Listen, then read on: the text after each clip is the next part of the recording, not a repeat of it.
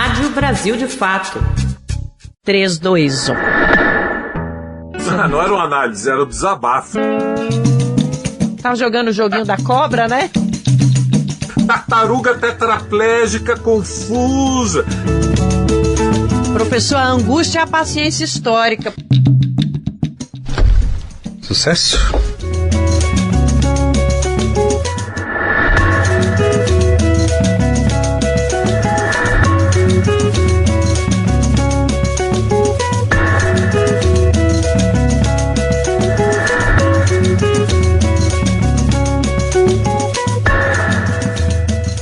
A gente está no ar com mais um episódio do podcast de política do Brasil de Fato, o 3x4. E eu sou a Nara Lacerda. Tô de volta depois das férias, a essa bancada que eu amo de paixão, esse podcast que eu adoro fazer semanalmente. E comigo vem um monte de novidades nesse episódio de hoje. Uma delas é a presença do meu colega de redação, o jornalista e editor do Brasil de Fato, Nicolau Soares, que vai ficar com a gente ao longo deste mês, porque agora quem está de férias é o Igor Carvalho. Tudo bem, Nico? Obrigada por aceitar esse convite e por estar aqui conosco, se juntando a essa trupe. Oi, Nara. Oi, pessoal. Beleza?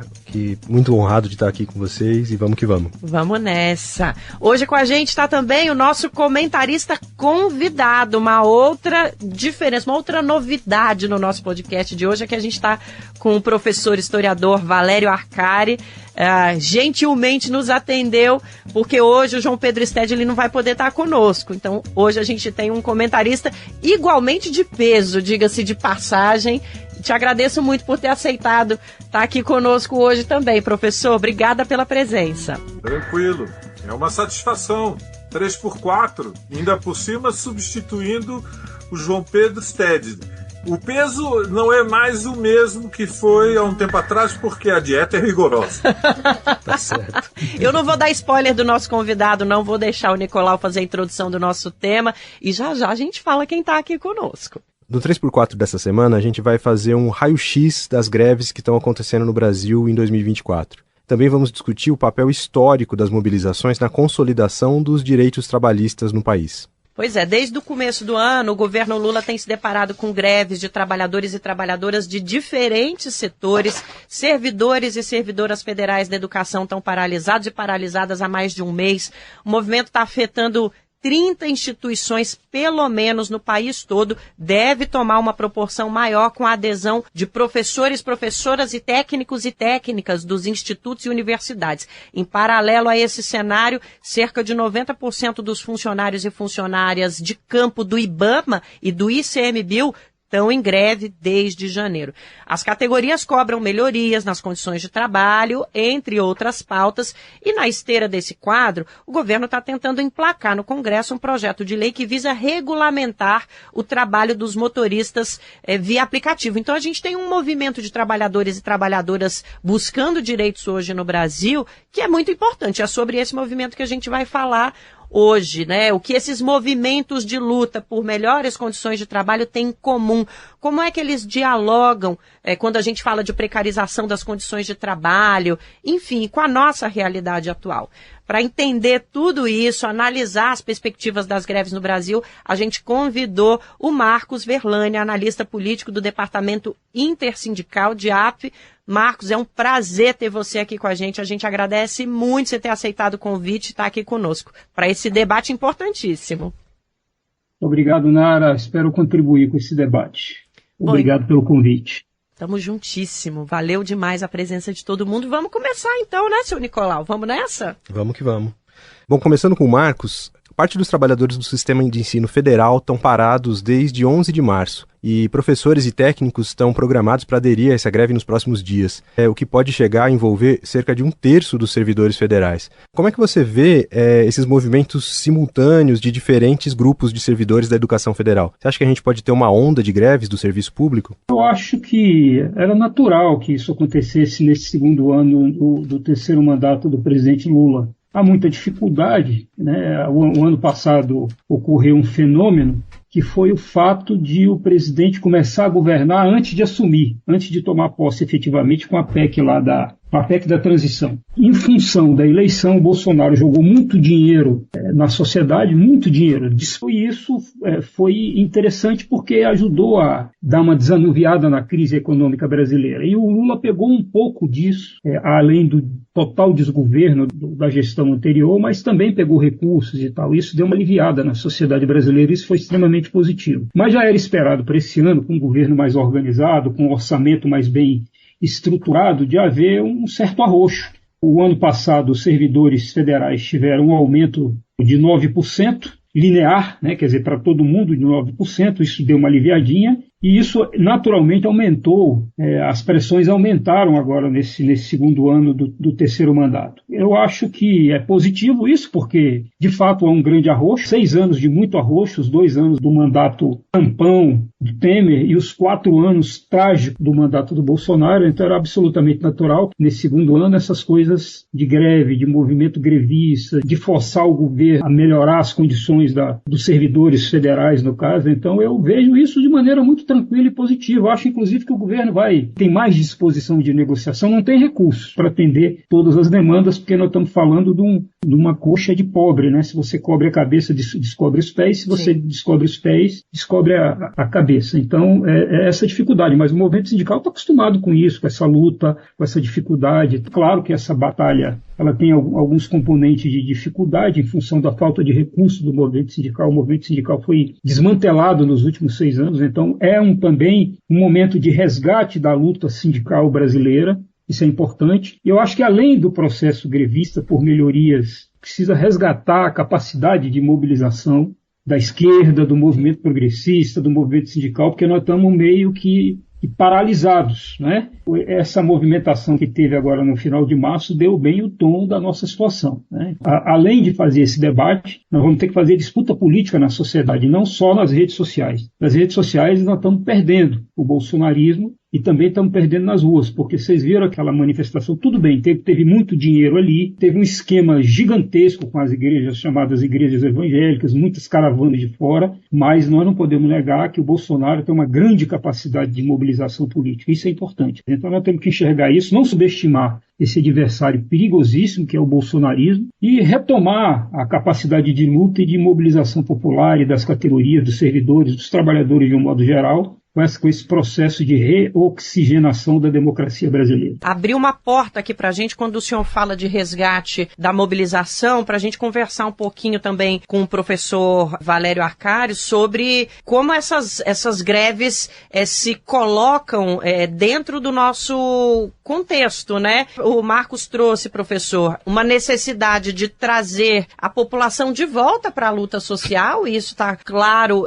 e colocado, né? E a gente queria conversar um pouquinho com o senhor sobre esse fator histórico também. Historicamente, a gente pode dizer que as greves dos servidores federais, por exemplo, que estão acontecendo agora, tem força para impacto no cenário político, tem força para esse resgate que o Marcos coloca aí como necessário para a nossa população. Como é que a gente pode colocar a importância desses movimentos para nós como nação, como construção de nação, até historicamente mesmo, professor?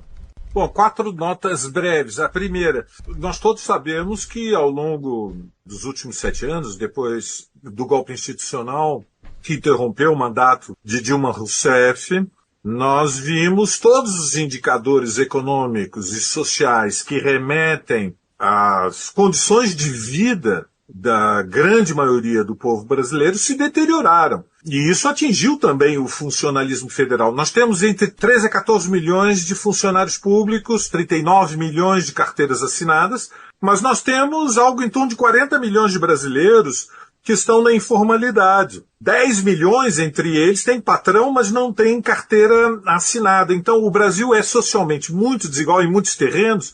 A estratificação no mundo do trabalho é muito grande e ocorreu por parte da extrema-direita uma campanha consciente de demonização, de desqualificação do funcionalismo público. O funcionalismo federal não são mais do que 500 mil na ativa, quando pensamos neste universo, ou seja, é um segmento muito minoritário quando nós consideramos os funcionários públicos estaduais e, sobretudo, os funcionários públicos municipais. Mas estão em instituições que têm uma importância estratégica. O IBAMA tem importância estratégica. Eu acho que ninguém pode mais fechar os olhos diante do que é a tragédia da expansão da fronteira agrícola, do garimpo, do pasto na Amazônia. Quando nós pensamos no ICMBio, nós estamos falando da defesa da biodiversidade. Servidores do IBAMA, órgão que é ligado ao Ministério do Meio Ambiente, enviaram uma carta não só ao Ministério do Meio Ambiente, mas também Casa Civil e da Gestão, além da Presidência da República, comunicando a adoção do que se chama de Operação Padrão. Eles dizem que farão apenas trabalhos administrativos internos e que todos os trabalhos, ações de fora de campo, como prevenção e combate a incêndio, não serão executadas. Mas quando nós falamos das universidades federais, dos institutos federais, onde se concentra, como vocês sabem, uma parte muito importante desses 500 mil, nós estamos falando de centenas de milhares entre professores e tais e técnicos administrativos. É um segmento de alta escolaridade que faz parte do que, em geral, na análise marxista, nós chamamos os trabalhadores das camadas médias. Ou seja, são assalariados que têm alta escolaridade, mas que são assalariados. E é neste segmento que o bolsonarismo mais avançou. Acima de 3 salários mínimos, a classe trabalhadora no Brasil se dividiu. Lembramos que o Lula vence as eleições com o apoio do Nordeste e, sobretudo, com um apoio massivo do semi-proletariado brasileiro, que corresponde a quase 50% da população economicamente ativa, que ganha até 2 salários mínimos. Nós estamos falando da necessidade de defender a legitimidade de um setor que é demonizado pela extrema-direita como privilegiados, para tentar dividir a classe trabalhadora e lançar os muito pobres contra os remediados. Isso, evidentemente, exige das greves dos especialistas na educação superior, nos institutos federais e nos institutos de fiscalização do Estado, os auditores do trabalho, os auditores da Receita. Os especialistas cumprem uma função estratégica no Brasil. E defender a legitimidade é muito importante, porque senão nós vamos ter, já começou, a mesma tendência dos países centrais, que é a exoneração em massa e a captura dos quadros e dos cérebros pela educação privada. Sim, é nesse contexto que eu creio que nós podemos concluir que as greves são a condição da defesa da qualidade do serviço público. É um salário indireto dos trabalhadores e é um serviço do qual depende o destino do Brasil. Nós queremos defender a Amazônia, alguém tem que proteger a Amazônia. Nós queremos ter uma juventude qualificada, alguém tem que fazer funcionar universidades que não sejam supermercados de venda de diplomas e que obedecem à lógica da busca do lucro e que fundamentalmente fazem AD, fazem ensino à distância. Essa é a legitimidade dessas greves e por isso elas merecem o nosso apoio e o nosso respeito. Nara. Eu queria aproveitar que o professor levantou, porque essa demonização que ele fala da extrema-direita, ela vem da extrema-direita, mas ela é até mais antiga, né? Os liberais tradicionais aí, a tal da direita tradicional, a grande mídia,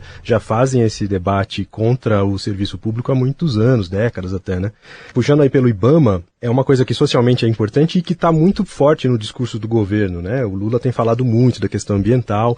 E, ao mesmo tempo, você tem uma dificuldade que aparece de lidar com esse movimento grevista. Queria ver com o Marcos se ele podia falar um pouco sobre essas reivindicações, o que esses trabalhadores estão cobrando. Tem aí ainda uma questão de reajuste salarial, de recomposição de perdas do segundo período aí, né, especialmente dos governos Temer e Bolsonaro, mas também tem questões orçamentárias, de chamar trabalhadores concursados. A Esther Dweck, que me parece que está liderando isso, eu tenho a impressão de ela ser uma ministra bastante competente, mas as restrições orçamentárias também estão colocadas aí, enfim, como é que você vê esse cenário? Nico, esse é o grande drama do Brasil, né? No Brasil, nós temos um orçamento engessado que é usado para pagar os juros, serviços e a rolagem da dívida pública. Esse é o drama. E é claro que isso é aparentemente retórico, mas é necessário falar e lembrar. Qual é o problema do orçamento público brasileiro? Primeiro, ele é apropriado pelas elites econômicas brasileiras. Sempre foi assim. A disputa visceral no Congresso é pela apropriação do orçamento público. Nós podemos muito pouco com esse orçamento que existe aí, porque quase a metade do orçamento é para pagar os juros, serviços e a rolagem da dívida. Esse é o primeiro aspecto. Então sobra muito pouco para todo o resto que é necessário para dar algum tipo de equilíbrio para a sociedade brasileira, sobretudo para a grande massa da população que vive da mão para a boca. Esse é o drama, é essa disputa que está em jogo. Ela é subjacente, porque evidentemente que ninguém fala nisso na hora que interessa, a imprensa não tematiza isso. O governo não consegue dialogar sobre isso claramente, não é apenas com setores que estão em greve ou com setores que demandam o governo. É com a sociedade de modo geral. O nosso governo é o nosso governo, com todos os problemas que temos. Ele se comunica muito mal com a sociedade brasileira. É um dos pontos nevrálgicos que o governo vai ter que solucionar. Não é mais dando dinheiro para os grandes veículos, Rede Globo, começando pela Rede Globo, Record e assim sucessivamente. Não é. Nós precisamos investir nas plataformas, investir na turma que está fazendo, como vocês aqui, fazendo uma comunicação de alto nível, tentando fazer um debate de uma pegada diferenciada para esclarecer, para debater, para contextualizar os problemas brasileiros. Eu acho, Nico, que esse é que é o drama nosso, é que os servidores públicos federais vão fazer uma greve tendo essas dificuldades do governo. Então, se você pega aquela pizza que a Auditoria Cidadã da Dívida distribui frequentemente, e quando debate a questão da dívida pública brasileira, ali a gente vê qual é o drama da sociedade brasileira, né? Nós temos um grande PIB, um grande país, terras agricultáveis, enfim, um país rico, só que os recursos públicos são todos apropriados pelos setores mais ricos da sociedade brasileira. Essa é a disputa real. Obviamente que nesses últimos 6 anos, 7 anos, houve um baita achatamento salarial. E é claro que os servidores federais vão correr atrás disso, e está correto correr atrás, porque significa que, melhorando as condições de trabalho dos servidores, parte dos problemas sociais brasileiros se resolve, porque quem é que demanda serviço público no Brasil, se não a população mais carente? Então, esses serviços públicos precisam ser altamente qualificados. Aí eu queria lembrar uma coisa importante. O Brasil tem menos servidores do que a França, por exemplo. Nós temos menos servidores. Então, e eu queria dar um exemplo mais específico. Os auditores fiscais do trabalho estão brigando há anos para que haja um concurso para recrutar mais 1.000 auditores. O Brasil inteiro hoje tem, se eu não me engano, 2.000 ou 3.000 auditores. Imagine se é possível fazer auditoria, se é possível fazer fiscalização com um país continental com 3.000 auditores. Não é possível. E muita gente saindo porque está se aposentando. Então esse é um quadro dramático que a sociedade brasileira vive. Nós temos que aproveitar esse governo. É um governo de oxigenação, de recuperação das balizas democráticas, para forçar esse movimento, reestruturar, reoxigenar e ir para a rua efetivamente, para a gente retomar o debate na sociedade brasileira. E essa pauta é absolutamente justa, é óbvio que não tem como ser contrária a isso. Marcos, vamos continuar rapidamente com você, aproveitando que você trouxe esse gancho exatamente da mudança na vida do servidor e como ela causa um efeito dominó no país, né, em tudo praticamente. A gente pegou dados do sistema de acompanhamento de greves do DIEESE que estão mostrando que os trabalhadores e as trabalhadoras estão conseguindo ganhos acima da inflação nos últimos meses. A gente sabe que isso faz parte dessa conjuntura de respiro que nós estamos vivendo. Não é vitória, é respiro, né? É resultado de um aquecimento da economia ou a gente pode considerar que as reivindicações, inclusive as greves e paralisações, também têm peso nessa melhoria? São duas situações. Primeiro, uma melhora na economia, houve um crescimento no primeiro ano desse terceiro mandato, isso é evidente, isso é um aspecto econômico relevante, mas tem um outro aspecto que é político, que é a retomada do movimento sindical, né, a oxigenação democrática. Não foi só a vitória do Lula, que foi extremamente relevante, foi a derrota do bolsonarismo do ponto de vista eleitoral, para a gente retomar o debate político de uma maneira mais qualificada. Então, infelizmente, essa vitória do Lula não nos trouxe uma vitória no parlamento. A gente ganhou na eleição presidencial e nós fomos derrotados no parlamento. Então, é uma dificuldade, né? A gente tem um governo de caráter de frente ampla, progressista, e temos um Congresso, não é de liberais, não. Liberal, o Lula o é, do ponto de vista positivo, inclusive. Uhum. Isso não é propriamente uma crítica, né? O governo Lula é um governo liberal, social-liberal. Né? Não é nenhum governo esquerdista que polariza com a extrema-direita. Nada disso. É um governo de caráter social-liberal. Não dá para fazer nenhum tipo de comparação e não dá para comparar com os 2 mandatos anteriores de Lula. Então, eu ressalto isso, né, porque nós precisamos fazer esse debate para que não haja confusão e comparação esdrúxula dos polos. O Lula não é a antítese do Bolsonaro do ponto de vista do debate ideológico e político.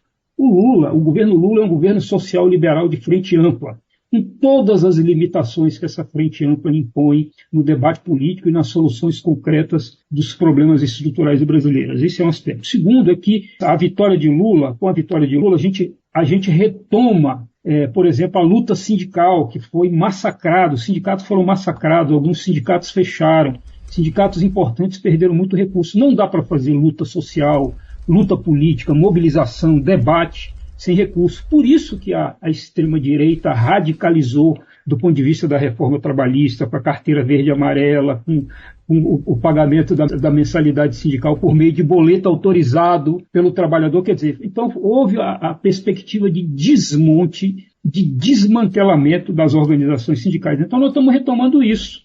E o resultado desse processo, dessa vitória, 9% de reajuste o ano passado para os servidores federais, foi resultado desse processo, a vitória de Lula, a retomada da Mesa Nacional de Negociação Permanente. Então, todos esses elementos estão colocados de maneira positiva. Agora, claro, nós vamos ter dificuldade, nunca foi fácil, agora não seria. Mas essa retomada é possível que haja vitórias aí para os servidores federais. Eu não sei se no nível que eles estão esperando e querendo, mas com certeza há abertura para o diálogo. E é preciso, então, fazer esse movimento crescer. O Lula, inclusive, diz isso. Eu acho que ele não diz isso retoricamente, ele diz isso como um fator de estímulo para que a luta social brasileira avance. E para que a luta avance é preciso haver mais mobilização desses setores, de trabalhadores e da sociedade como um todo. A gente até resgatou aqui uma frase do Lula, que ele defendeu que a greve dos servidores federais diz que é um bom sinal, porque na gestão anterior os trabalhadores não se metiam em fazer paralisação. Mas o pessoal vai fazer greve, o pessoal não tem problema. Eu até fiquei sabendo que o pessoal dos institutos federais estão na perspectiva de entrar em greve. Ótimo!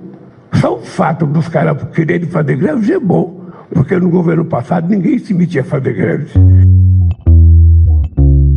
Queria perguntar para o Valério, puxando esse gancho, se tem um outro lado nisso, né? Os trabalhadores se mobilizam mais no governo de esquerda? Isso é normal, é esperado? Ou isso é uma visão também equivocada? Teve mobilização durante o governo Bolsonaro, o governo Temer, e a gente só tem uma sensação diferente porque o governo acaba dando um pouco mais espaço para diálogo, tem um pouco mais de canais, então as coisas reverberam mais. Como é que você vê esse movimento? A vitória de Bolsonaro, ela foi a expressão mais elevada de uma ofensiva da classe dominante, como nós não víamos há décadas no Brasil. Quer dizer, nós tivemos um emblocamento do grande capital em torno de um projeto que tinha um significado histórico, que era destruir as poucas, mas valiosas conquistas que os trabalhadores e os oprimidos, de resto, as mulheres, os negros, a juventude, os LGBTs, os movimentos agrários, os movimentos da cultura, tinham acumulado lentamente numa terrível lentidão da história desde o fim da ditadura. O projeto do bolsonarismo é idêntico ao do Milei na Argentina. Hoje, na Argentina, os ministérios estão sob ocupação militar porque Milei anunciou a demissão de dezenas de milhares, antes de 6 meses de governo, Nico. Então, evidentemente, o golpe institucional, a ilegitimidade do governo Temer com a sua reforma trabalhista, a prisão do Lula, o assassinato da Marielle, a eleição do Bolsonaro, ela mudou a relação de forças e, portanto, os trabalhadores que estão no chão da fábrica, que estão nas empresas, que estão nas repartições, que estão nos bancos, eles sentiam que estavam fragilizados, tinham medo. Nós interiorizamos as condições nas quais a luta pela sobrevivência se dá, porque o Brasil, criado pela urbanização e industrialização, é um país muito desigual. Nós ainda temos 20% da nossa população que vive na fronteira da miséria biológica. É nesse contexto que nós temos que entender que houve refluxo do movimento sindical, que houve, portanto, uma inflexão desfavorável da relação social de forças. E é natural que, após a vitória eleitoral, que, vamos dizer as coisas como são, foi construída em torno do desgaste do Bolsonaro, não fosse a pandemia, Deus nos acuda o que ia acontecer nesse país. É natural que haja uma sensação de alívio, como o Marcos disse, que completado um ano, que foi um intervalo, vou falar daquilo que eu conheço muito bem, os institutos federais. O salário inicial de um professor no Instituto Federal, que não tem titulação de pós-graduação, com carga de 40 horas, é inferior ao piso nacional da educação. Credo. É inferior. Para usar um sinônimo aí do medo, assustador. O piso nacional do magistério é maior que o salário base. Então, nós estamos falando de uma devastação salarial, perdas da inflação galopante pós-pandêmica, que os 9% diminuíram, mas não anularam. Então, é nesse contexto que vem os limites do que o Marcos sinalizou com toda razão, que é a estratégia do governo da frente ampla. Nós não estamos em 2003. Então, nós estamos em circunstâncias nas quais a extrema-direita cresce à escala mundial. E, portanto, o período que nós vivemos de 30 anos de alternância da centro-direita e da centro-esquerda não é a conjuntura que nós estamos vivendo. A alternância no Brasil não é o governo de frente ampla do Lula ou um governo de centro-direita do PSDB, MDB e daquilo que historicamente resultou nesta anomalia que é a União Brasil. A alternância é o neofascismo, ou se quisermos, é a extrema-direita, mas liderada pelos neofascistas. É nesse contexto que a estratégia da frente ampla tem uma limitação, que é a premissa de que a incorporação do Alckmin ou mesmo de alguns partidos do Centrão, é o bastante para conter a extrema-direita. Eu quero, portanto, alertar que o que a experiência histórica sugere é que isso não é o bastante. Essa foi a política da social-democracia na Alemanha nos anos 20 do século passado. Como dizem os jovens, deu ruim. Veio Hitler. Não deu certo. E vocês conhecem a definição clássica do Einstein, que um dos sintomas da loucura é insistir em fazer a mesma coisa 2, 3, 4, 5 vezes e esperar resultados diferentes. Então nós temos aqui um dilema, que é o Lula, que eu vejo numa encruzilhada. Nós temos que aprender as lições do golpe de 2016. A Dilma tentou fazer a frente ampla. A Dilma aceitou que o Bradesco indicasse o Joaquim Levy para o Ministério da Fazenda. Nós temos que aprender em 2023, se o déficit zero não deu certo no quarto mandato do PT, por que vai dar certo agora, quando a situação é muito mais grave?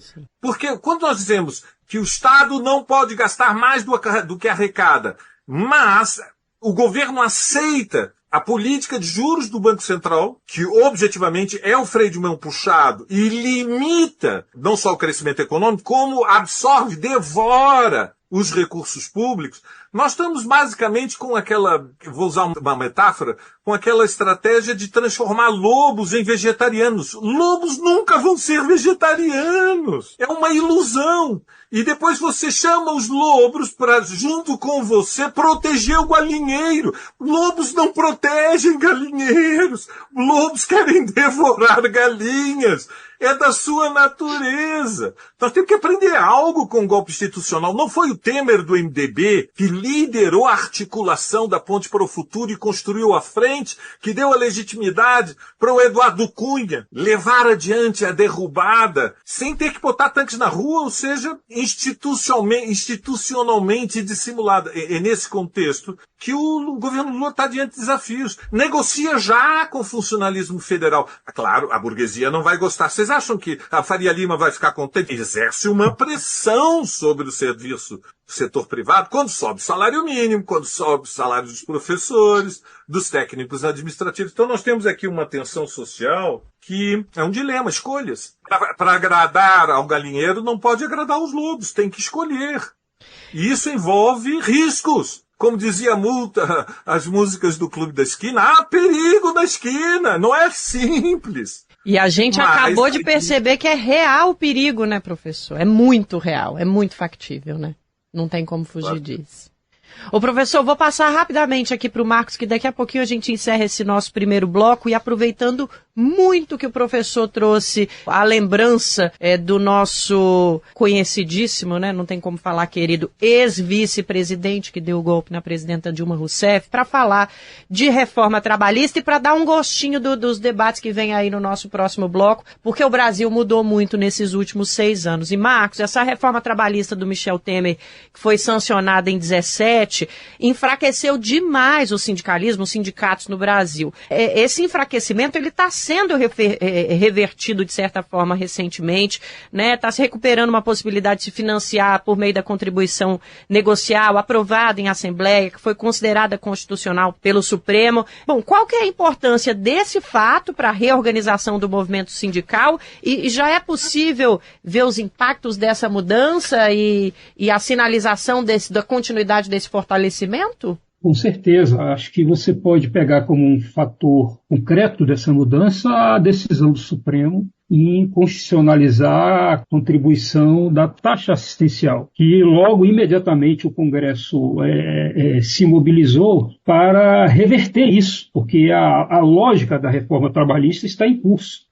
Lá no Senado está sendo discutido um projeto de lei apresentado pelo Valentim Stevenson, que é um senador bolsonarista do Rio Grande do Norte, e quem está por trás disso é ninguém mais, ninguém menos do que o relator da reforma trabalhista na Câmara dos Deputados de 2017, que é o senador Rogério Marinho. Ele está numa movimentação frenética no Senado Federal para derrubar a constitucionalização da taxa assistencial, dizendo, de maneira inverídica, que se trata do retorno da contribuição sindical, que não é verdade. E aí esse é o nosso drama. Como a gente se comunica mal com os trabalhadores e a sociedade, um pouco prevalece isso, que o movimento sindical está tentando resgatar a contribuição sindical, que não é verdade. Há diferenças abissais, só que o movimento sindical não consegue dialogar isso com a sociedade. Qual é o aspecto positivo desse debate, ou melhor, negativo desse debate que está em curso? É que ainda prevalece um grave resquício da incapacidade de um movimento sindical compreender a importância do Congresso Nacional como um poder mediador, repare, e não moderador, porque é lá que tem mais possibilidade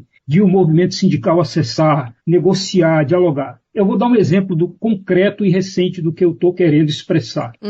Recentemente, o governo terminou de elaborar aquele projeto dos trabalhadores de plataforma. Sim. Só conseguiu fazer uma negociação muito difícil e a síntese do projeto é o interesse das plataformas e não dos trabalhadores. Vai dar muito problema ali. O que eu prevejo, e eu espero que eu esteja errado, é que nós vamos nos ferrar do ponto de vista dos trabalhadores, porque o projeto tem a cara das plataformas. E por que tem a cara das plataformas? Porque nós estamos falando de uma categoria recente que precisa ser regulamentada, porque nós temos mais de 2 milhões de trabalhadores nesse segmento. Veja, esse trabalho em plataforma não é mais bico, é um trabalho como outro qualquer. Tem gente fazendo bico? Tem, mas a maioria está sobrevivendo com isso. O desemprego beira os 9 milhões de brasileiros e mais de 2 milhões de brasileiros e brasileiras estão trabalhando em plataformas. Então o governo resolveu regulamentar de maneira correta. Só que prevaleceu, pela lógica, a força das plataformas. Aí é o poder econômico, a maior capacidade de organização, de compreender a conjuntura. Então, o projeto está lá na Câmara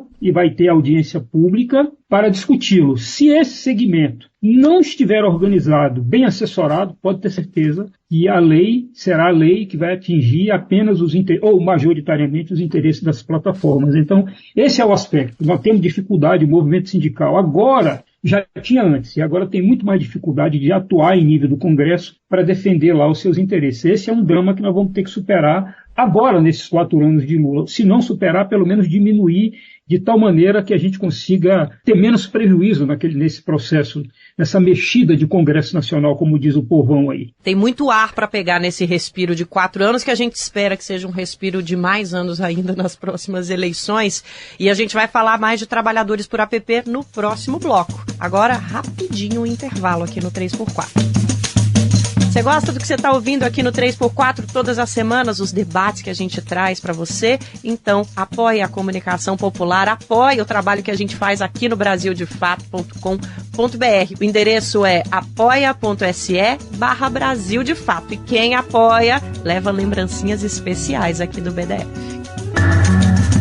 Tem alguns recados que foram deixados pra gente lá no nosso Spotify. Aliás, muito obrigada para você que deixa recado, comentário sobre o nosso conteúdo no Spotify. O canal tá abertíssimo, não só lá, em todas as redes sociais do Brasil de fato. O nosso último episódio, que foi sobre a guerrilha do Araguaia, teve um comentário muito elogioso da Ana, maravilhoso, genuíno, merece nossa admiração e respeito. Ditadura nunca mais. Obrigada, Ana. Esse recado tem que ser dado sempre, né? O Lucas de Oliveira Moreira, no episódio sobre a popularidade do presidente Lula. Amo esse canal, mas esse endeusamento da figura de Lula já passou dos limites. Essa esquerda liberal paga pau do STF. Governo fragilizado quando a burguesia ataca, frente ampla acovardada. O bom do nosso campo progressista é que a gente gosta de debate e a gente gosta de divergência também. Então tá aí a opinião do Lucas de Oliveira Moreira.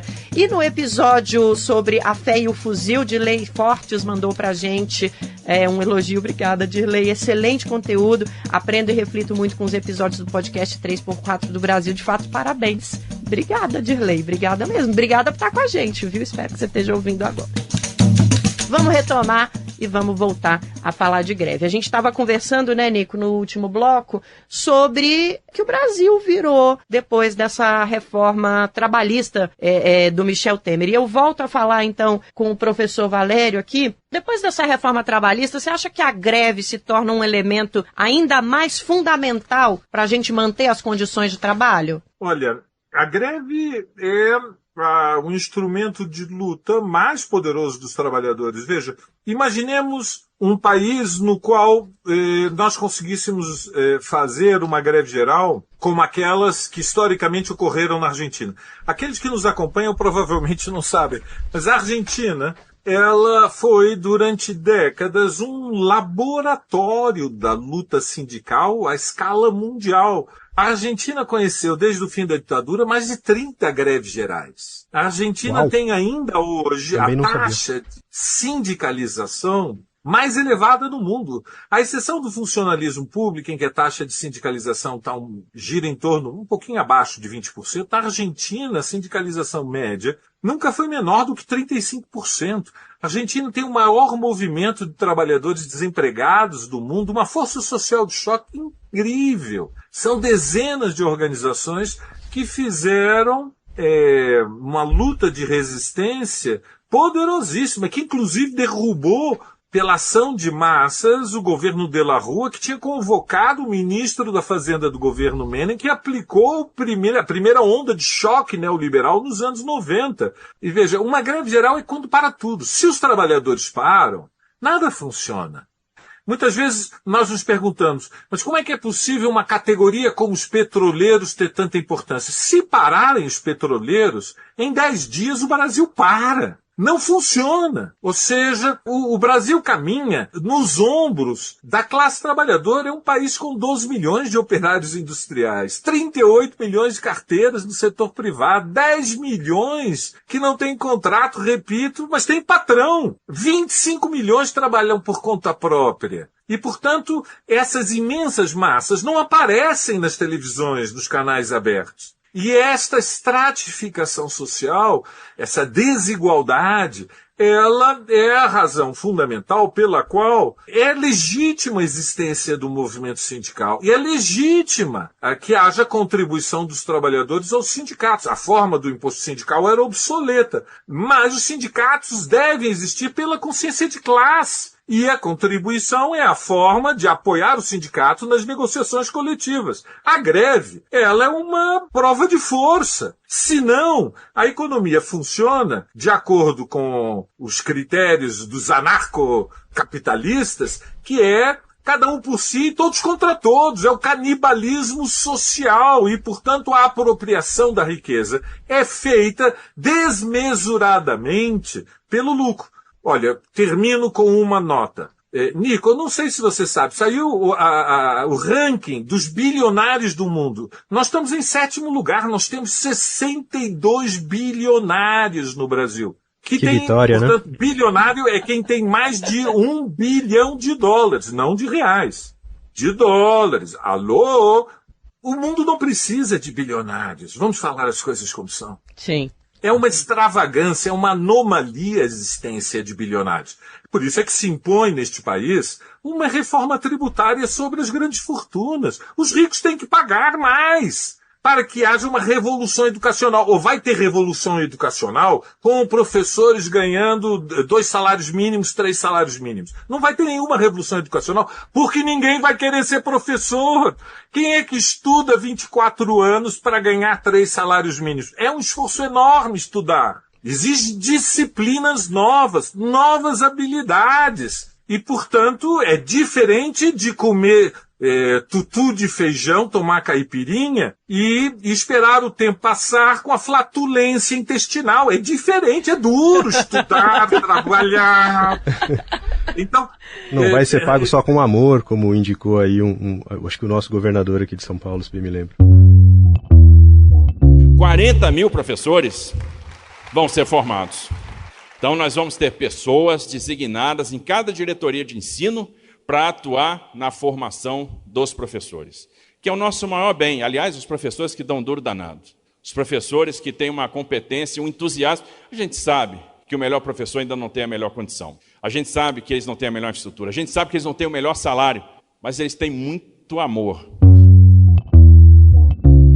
Então a legitimidade da greve é evidente. Agora, nós assistiremos à mobilização, chamemos assim, corporativa, pelos interesses econômicos. Porque, veja, quando os trabalhadores são egoístas, eles estão lutando por todos nós. Quando os capitalistas estão sendo egoístas, eles estão defendendo seus privilégios. Não é verdade que há isonomia, não há equidade. O egoísmo dos muito ricos não equivale ao egoísmo, entre aspas, das massas populares que estão desprovidas de acesso ao mínimo de segurança da existência biológica, cultural no mundo contemporâneo. Então, as greves são necessárias, são legítimas. Não teríamos derrubado a ditadura se não fossem as greves. Tivéssemos nós confiado simplesmente nos liberais que estavam no Congresso Nacional e que tinham se ajoelhado diante da transição controlada, lenta, quase parando, tartaruga tetraplégica confusa, esperando os liberais nos salvarem da ditadura, melhor esperar sentado. Vamos lá, Nicolau, vamos conversar com o Marcos um pouquinho também, porque agora a gente vai falar do assunto do momento, quando a questão é trabalho no Brasil. Os trabalhadores por APP, que são um grande símbolo dessa nova ordem, né, Nico? Pois que são essa galera sem proteção social nenhuma, né? Que tá aí uma massa enorme de trabalhadores que tem patrão, mas não tem contrato, não tem proteção, não tem nada. Marcos, você começou a falar um pouco sobre esse projeto de lei apresentado pelo governo, que tentou-se ali um modelo de negociação que me parece talvez um modelo que o governo estava acostumado lá de 2003, 2004 e tal. Uma mesa tripartite, governo, trabalhadores, mas que não funcionou muito bem para uma categoria que é extremamente pulverizada. Então, eu queria que você aprofundasse um pouco essa discussão desse PL, se você acha que ele, enfim, qual é o tamanho do risco que ele coloca, se o DIAP fez alguma discussão específica sobre isso e tal. O que a gente ouviu falar é que ele não agradou os trabalhadores, agradou as empresas e muita gente tem denunciado que ele traz riscos, inclusive para a CLT como um todo, né? Abrindo umas brechas perigosas. Exatamente, Nico. Na verdade, o aspecto central, na minha opinião, desse projeto de lei é que pode normalizar o contrato precário. Fundamentalmente é isso. O projeto, primeiro foi muito difícil juntar plataformas, patrões, empresas e trabalhadores, porque é uma categoria muito pulverizada, ainda em fase de organização. Então, os trabalhadores desse segmento estão dizendo que as entidades que negociaram não eram legítimas. Então, veja, olha que dificuldade. Então, chega um projeto no Congresso Nacional, uma casa de profissionais, ali o mais besta tira a meia sem tirar o sapato, um Congresso Nacional neoliberal. Veja, eu fico assim, em espécie, quando eu vejo, não, os liberais, meu Deus, quem dera que fossem liberais, são neoliberais. É a lógica mais perversa do patrão, esse projeto de lei, e como essa maioria neoliberal raciocina no Congresso Nacional. E aí, a dificuldade central desse projeto é que, se passar do jeito que está ali, é claro que não vai passar ipsi literis do jeito que está ali, evidentemente, que o Congresso vai fazer essa mediação, o governo vai fazer mediações, E a parte mais frágil, evidentemente, é a categoria, essa nova categoria de trabalhadores uberizados, precarizados, com um nível de incompreensão política gigantesco. Tem milhares desses trabalhadores que pensam que são empresários deles mesmos. Dia desses, eu que tive que vender meu carro, só ando de Uber. Vou para o trabalho, venho do trabalho de Uber. Um dia desses, peguei um Uber e tinha um garoto de 25 anos. Eu falei, eu não preciso de previdência, não sei, aquele discurso doido, treslocado, maluco, e ele não deixava eu falar. Eu falei, deixa eu te falar uma coisa. Ele falou, como é teu nome? Fulano de tal. E disse, agora com 25 anos, talvez você não precise de previdência. Mas com 50 anos ou mais, você vai precisar de previdência. Com o que você ganha aqui, sem pagar a previdência, você está ferrado. Reflita sobre isso. Qual é a dificuldade? A dificuldade vai ser essa categoria de novos trabalhadores uberizados, precarizados, vulnerados e desmantelados do ponto de vista organizativo, como classe, como categoria, como classe, porque muitos não se veem como trabalhadores, são empreendedores. Vejam o que o neoliberalismo fez. Então é preciso quebrar essa lógica. Então, esse projeto começa a ser discutido no Congresso Nacional e a categoria que vai discutir isso está completamente desorganizada. Sim. No dia 17 vai ter uma comissão geral, que é quando o plenário se abre e debate o tema. Vamos ver como é que vai ser essa primeira apresentação e abordagem sobre esse projeto. Lembro a vocês que é o fato de o governo se preocupar com a regulamentação, mas o problema é a desorganização do segmento para fazer essa disputa no Congresso Nacional, porque se trata de uma disputa para ver quem vai ter mais condições de fazer prevalecer a sua visão de mundo nesse projeto de lei que está em discussão na Câmara neste instante. Continuando nesse tema, porque a gente está falando aqui durante a nossa conversa sobre como está difícil, como a gente precisa reorganizar os nossos movimentos populares, a nossa população para voltar para a rua, como as redes sociais hoje em dia estão muito mais efetivas, inclusive no convencimento da população do que a ida para a rua, o movimento, o corpo a corpo. O movimento sindical, Marcos, consegue organizar essas categorias? Como é que a gente faz para chegar até esses trabalhadores? Porque a rua, infelizmente, não causa mais o mesmo efeito que causava no nosso tempo, né? Eu acho que eu posso me colocar nessa linha já. Deixa eu só fazer um parênteses rapidinho. A Gabriela Moncal, repórter aqui do Brasil de Fato, fez uma matéria muito bacana. Chama Críticas ao PL do Governo, Fake News e Greves. Entenda as disputas em torno do trabalho em apps. Que ela faz um mergulho ali, conversou com bastante motoristas, entregadores e traz um panorama exatamente dessa bagunça ideológica e conceitual que está ali nessa discussão. Esse debate é tão difícil, tão complexo, que o governo não conseguiu fazer um projeto ou não conseguiu incluir os entregadores do projeto, porque eles são muito mais desorganizados e mais precarizados do que os trabalhadores, chamados trabalhadores em 4 rodas, ou seja, os transportes de passageiro. Então, eu acho que nós vamos ter muita dificuldade. Vai depender muito da ajuda do governo para que a gente tenha menos prejuízo, mas eu prevejo um debate que vai prevalecer os interesses das plataformas e do patrão propriamente dito nesse processo. Por quê? Porque é uma categoria em fase de organização, portanto é uma categoria nova do ponto de vista do mundo sindical, da organização política, da compreensão. Segundo, a imensa maioria votou no Bolsonaro. Não é uma coisa simples fazer um debate político numa casa como o Congresso, com esse perfil que o Congresso tem. A cada 4 anos, o Congresso tem piorado, como diria o velho Ulisses Guimarães, assim, você está criticando esse Congresso? Espere o próximo. Então isso pegou, e essa máxima, ela é verdadeira. A cada eleição, o Congresso volta um pouco pior, porque agora você tem os bolsonaristas, aquelas figuras tipo o Nicolas, que até vai dar uma melhoradinha, porque ele vai presidir uma comissão importante como a Comissão de Educação, que aí ele vai ter que se enquadrar minimamente, mas essa turma não foi para lá para defender interesses da sociedade, fazer mediações. Dia desses eu escrevi uma matéria sobre a Carla Zambelli, e eu disse exato, ela gasta o tempo dela inteiro fazendo arenga, fazendo briga pseudo-ideológica, não tem nada a ver com ideologia, isso que esses bolsonaristas fazem, entendeu? Esse pessoal não representa efetivamente nem o segmento deles, eles representam a eles mesmos, que inclusive eles ganham dinheiro com isso, fazendo lives e tal, da atuação parlamentar que devia, ou seja, eles estão cobrando para dizer o que eles estão fazendo, sem querer ser pessimista, que nós vamos ter muita dificuldade para melhorar esse projeto do governo. O primeiro aspecto, tem um artigo muito interessante que eu coloquei na página do DIAP, de um jovem advogado chamado Igor Carneiro, que ele chama atenção principalmente para isso. O projeto normaliza ou normatiza a precarização como algo que vai ser normal a partir daí. Esse projeto de lei traz esse elemento, ou seja, a partir desse projeto, todas as relações de trabalho vão ter como regra a precarização. Então esse é o primeiro aspecto que eu chamo a atenção, fora os outros específicos das próprias demandas da categoria. É com base nesses elementos muito concretos que eu prevejo muita dificuldade para fazer um debate, vamos dizer assim, que possa melhorar o texto segundo os interesses dos trabalhadores desse segmento. Eu acho que aqui cabe a gente está indo para o encerramento do nosso podcast, convidar o professor Valério para uma reflexão final. O professor falou, né, que a greve é uma demonstração de força, né?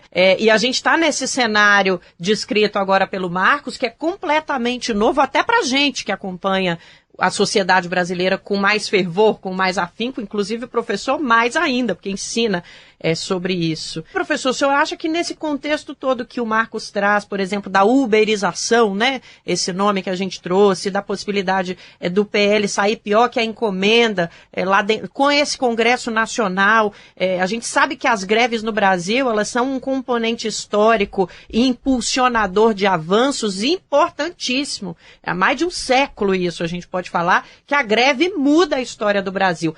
Essa história que é tão esgotante que a gente está ouvindo, que dá até uma angústia ouvir falar sobre ela, dá para mudar essa história com greve, professor? Do alto de toda a sabedoria do senhor, a gente espera uma esperança, hein? Espera a esperança.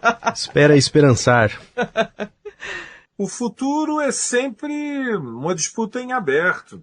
Nós estamos assistindo com este processo da precarização via uberização, né, os trabalhadores de plataformas, formas novas para relações de trabalho que já existiram no passado. Existiram há 200 anos atrás. Há 200 anos atrás, não era incomum que os trabalhadores especializados em sociedades na Europa Ocidental que estavam na transição do mundo agrário para o mundo urbano, né, para uma crescente passagem das manufaturas, que eram as fábricas sem máquinas, para as fábricas com máquinas, a industrialização. Não era comum que os trabalhadores, manufaturas do passado, fossem donos das suas ferramentas e vendessem o seu trabalho e iam para o trabalho com as suas ferramentas ou trabalhavam em casa. O que é a uberização, o trabalho por plataformas?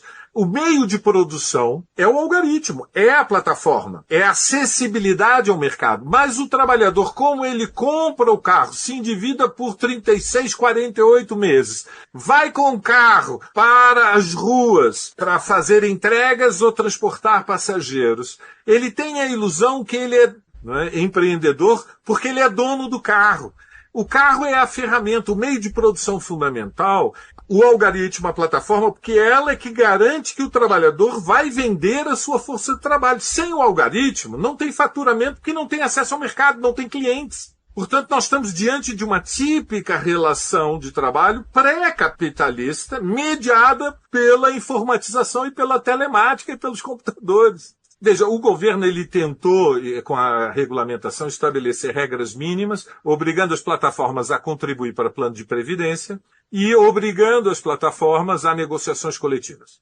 Foi a única coisa que o governo conseguiu. As plataformas aceitaram estas duas exigências mínimas, porque o que elas estavam preocupadas era que a regulamentação fosse muito mais severa. Ou seja, que eles tivessem que reconhecer o vínculo trabalhista. O que foi sacrificado na mesa de negociações para ter o apoio da Uber e das outras plataformas foi o vínculo trabalhista. O vínculo trabalhista tem muita importância, porque pela lei brasileira, os patrões têm responsabilidade. Por isso é que tem 40 milhões de infelizes que nem têm contrato, porque não tem vínculo trabalhista. Os patrões que não legalizam os seus trabalhadores não estão distraídos.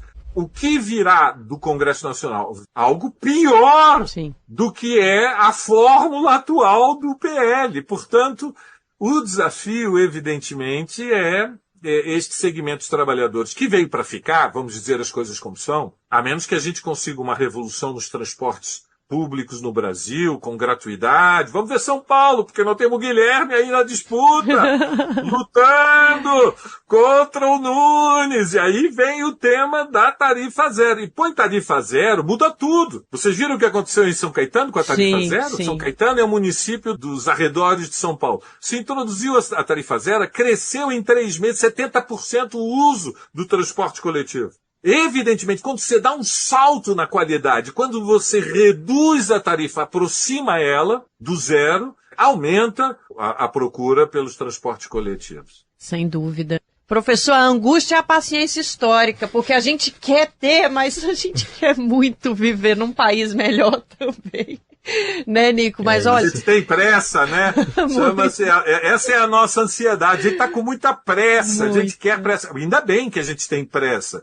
Somos ansiosos, mas é uma esperança. Tem muito pano para manga nesse debate e eu tenho certeza que a gente vai voltar. A gente está falando muito sobre greve, sobre a força dos trabalhadores e das trabalhadoras do Brasil de fato. Vamos continuar falando, esse tema é essencial. Mas a gente não pode acabar o 3x4 sem dar uma amenizada, falar um pouco de arte, cultura e saber o que os nossos convidados recomendam pra gente também nessa área para dar uma desopilada e até para agregar mais informações e inspirações para a luta gigantesca e que está aí na nossa cara se impondo. Então vou começar pelo Marcos.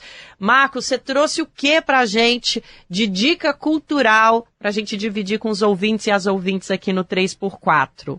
Olha, eu estava com um livro na cabeça, é um livro recente, foi lançado recentemente, para entender essa loucura que está acontecendo no Brasil. Essa turma da Quest, lá de Minas, eles são de Minas. Eu até divulguei o lançamento do livro aqui na página do Diário. Estou querendo comprar o livro para entender assim, as razões, as causas dessa polarização, que não é só no Brasil, é no mundo, né? Tem uma novidade, os engenheiros do caos, essa coisa toda, o debate nas plataformas, como a extrema-direita teve a capacidade, esse fenômeno de influenciar de tal modo que elegeram um total imbecil para a presidência da República em 2018. Eu estou dizendo isso porque eu conheço o Bolsonaro desde 1991. Ele foi eleito em 1990, assumiu o primeiro mandato em 1991. O Bolsonaro não produziu nada. As redes sociais criaram um caos no mundo e a gente que trabalha com comunicação na área, Nico e professor Valério, a gente imaginava lá no início, nos primórdios das redes sociais, do e-mail, das plataformas, Orkut, a gente pensou, vai democratizar os meios de comunicação. Lê do engano. O capitalismo se apropriou dessas ferramentas e olha o resultado.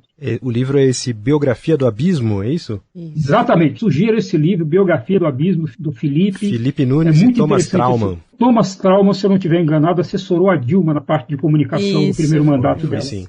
Tem um subtítulo incrível, né? Biografia do Abismo. Como a polarização divide famílias, desafia empresas e compromete o futuro do Brasil.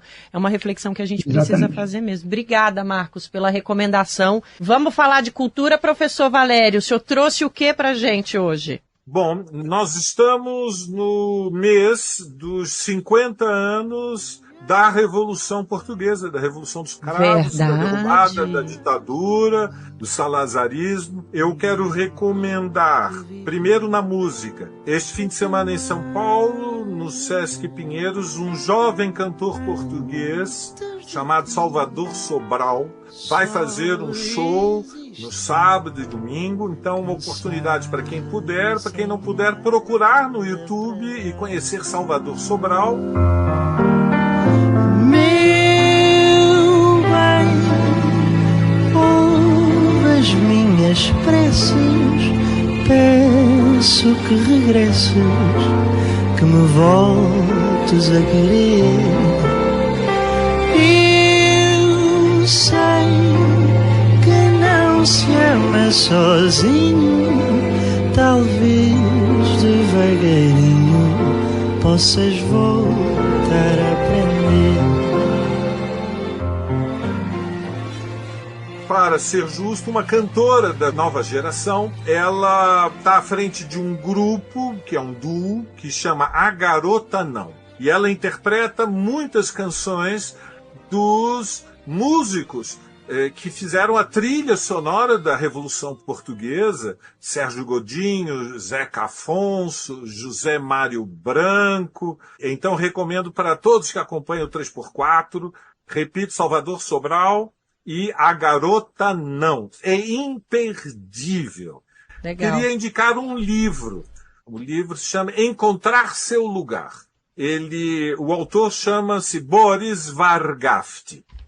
Boris Vargafti é um brasileiro paulista de uma família de origem russa, judia, e que tem hoje mais de 80 anos. Portanto, era um militante da geração do final dos anos 50, que foi para o exílio em 64. Ele estudava medicina na USP com a companheira, que era potiguar. A família botou os dois no avião depois do golpe e diz, não tem nem discussão, foram para Paris. Boris foi trabalhar em laboratórios de desenvolvimento de remédios. E há uma história fantástica, ele é doutor honoris causa pela Unicamp. Ele desenvolveu um anti-inflamatório em colaboração com um pesquisador britânico. Mas o inglês roubou a pesquisa. Uau! E publicou sem dar os créditos do Boris, o nosso brasileiro. O inglês ganhou o Nobel, o pirata da pesquisa unificada. Para aqueles que não acompanham no mundo acadêmico, vejam, o plágio não é tão incomum. Também há gente de mau caráter com muita escolaridade, muita instrução. Bom, o Boris depois foi contratado pelo Pasteur, trabalhou durante décadas e depois deste longo exílio, quando a sua companheira morreu de câncer, voltou para o Brasil. Desde então se engajou na militância, militante firme. E o lançamento, eu não posso deixar de dizer isso, senão nunca serei perdoado, vai ser dia 11 de abril na livraria Taperá, na Galeria Metrópole, às 19 horas, Encontrar Seu Lugar, as memórias do cientista brasileiro que quase ganhou o Nobel. Campeão moral do Nobel desse ano. Nico, e a sua dica, Nico? Qual é?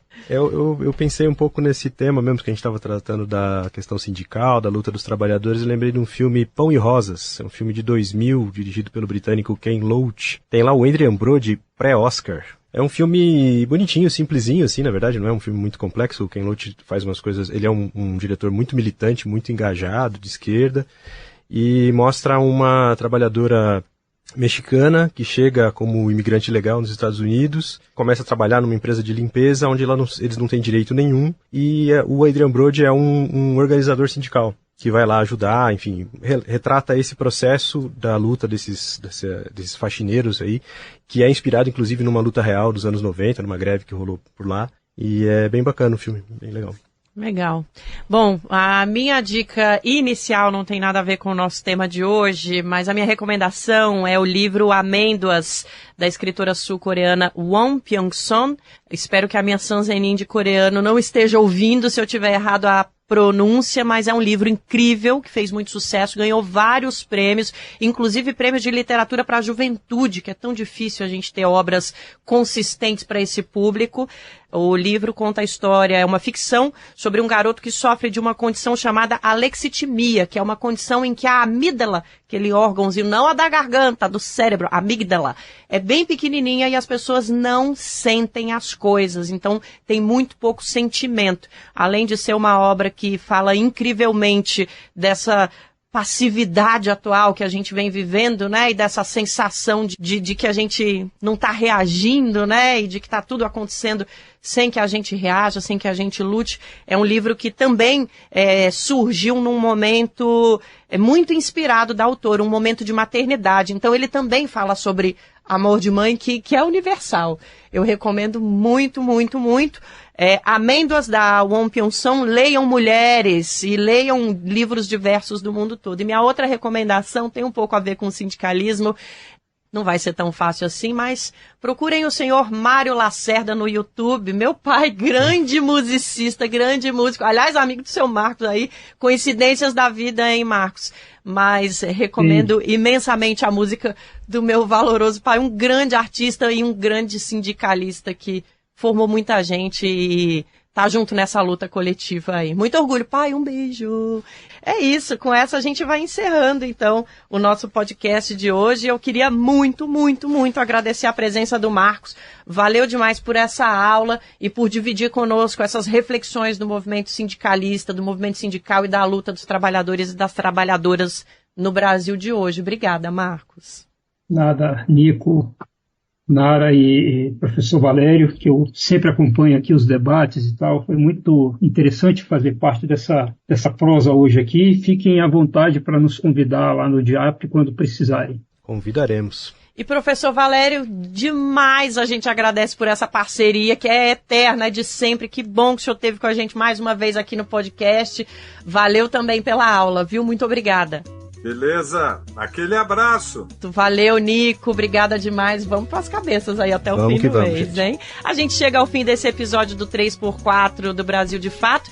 Para continuar acompanhando a nossa cobertura sobre os principais fatos de política do país e do mundo, brasildefato.com.br. Este episódio utiliza áudios do Poder 360, CNN, Rádio Itatiaia e Gazeta. O 3x4 é apresentado por mim, Nara Lacerda, e pelo meu colega de redação, Nicolau Soares, direção de Camila Salmásio. Os nossos comentaristas são João Pedro Stedley e José Genuíno, mas hoje quem esteve com a gente foi o professor Valério. A produção e roteiro é de Letícia Holanda, trilha sonora original é de Alejandra Luciani, edição e sonorização Lua Gattinone, e o nosso cinegrafista é o Vitor Shimomura. Identidade visual, Nazura Santos. No Brasil de Fato, a coordenação de rádio e TV é da Monize Ravena e a direção de jornalismo é da Nina Fidelis. E a nossa repórter Carol Oliveira pediu um beijo no podcast de hoje, então um beijo, Carol! E um beijo para você que ficou com a gente aqui no podcast. Até semana que vem.